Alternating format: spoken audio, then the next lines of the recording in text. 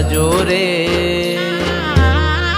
હસતા મુખડે જા. નરેન્દ્ર મોદીની માતાના હીરાબાના સમાચાર સાંભળતા તરત જ તાત્કાલિક નરેન્દ્ર મોદી હાલ ત્યાં પહોંચ્યા હતા.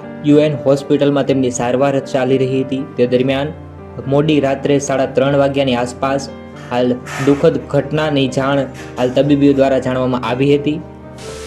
ભગવાન તેમની દિવ્ય આત્માને શાંતિ આપે તેવી આપણે સૌ લોકોને પ્રાર્થના કરવાની છે. દરેક લોકો સુધી આ વિડીયોને શેર કરો. ઓમ શાંતિ. જ્યારે મોડી રાત્રે 3:30 વાગ્યાની આસપાસ UN મહેતા હોસ્પિટલની અંદર તેમની સારવાર દરમિયાન તબીબીએ મૃત જાહેર કર્યા હતા તેવી માહિતી મળી રહી છે. હાલમાં જ આ વિડીયો પણ તમે જોઈ શકો છો મિત્રો.